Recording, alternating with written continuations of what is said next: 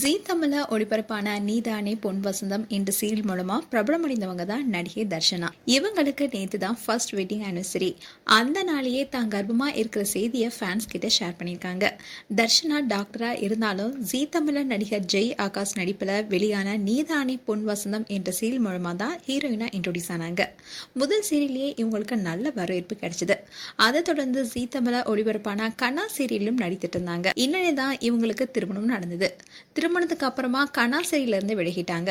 முதல் சீரியல்ல தன்னை விட வயது அதிகமான கதாநாயகனை காதலிச்சு திருமணம் செய்வது போன்ற இவங்களுடைய கேரக்டர் இருந்துச்சு. அதை தொடர்ந்து ரெண்டாவது சீரியலான கனாவில் விளையாட்டு வீராங்கனையா ஆகணுன்ற கனவோட இருக்கும் ஒரு பெண்ணுடைய வாழ்க்கையில் நடக்கிற கஷ்டங்கள் அவங்க எப்படி சாதிக்கிறாங்க என்பதை மையப்படுத்திய கதை இருந்தது.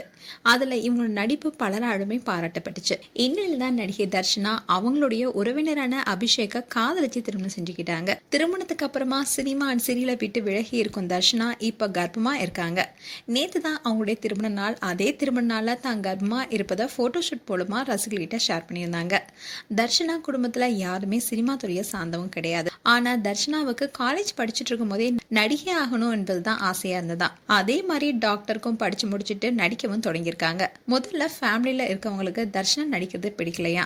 நீதானே என் பொன் வசந்தம் சீரியல் மூலமா இவங்களுக்கு நல்ல வரவேற்பு கிடைச்சதை பார்த்து ஃபேமிலியும் சப்போர்ட் பண்ணியிருக்காங்க. இதனால தான் கர்ப்பமா இருக்கிற விஷயத்த சோஷியல் மீடியால ஷேர் பண்ணியிருக்காங்க. இதை பார்த்த ஃபேன்ஸ் இவங்களுக்கு வாழ்த்துக்கள் சொல்லிட்டு வராங்க. மேலும் நடிகை தர்ஷனா குறித்து உங்களுடைய கருத்துக்களை கமெண்ட் செக்ஷன்ல சொல்லுங்க. இது போன்ற வீடியோஸை பார்க்க நியூஸ் தமிழ் லீட் சேனலை சப்ஸ்கிரைப் பண்ணுங்க. மறக்காம நோட்டிபிகேஷன் பட்டனை கிளிக் பண்ணுங்க.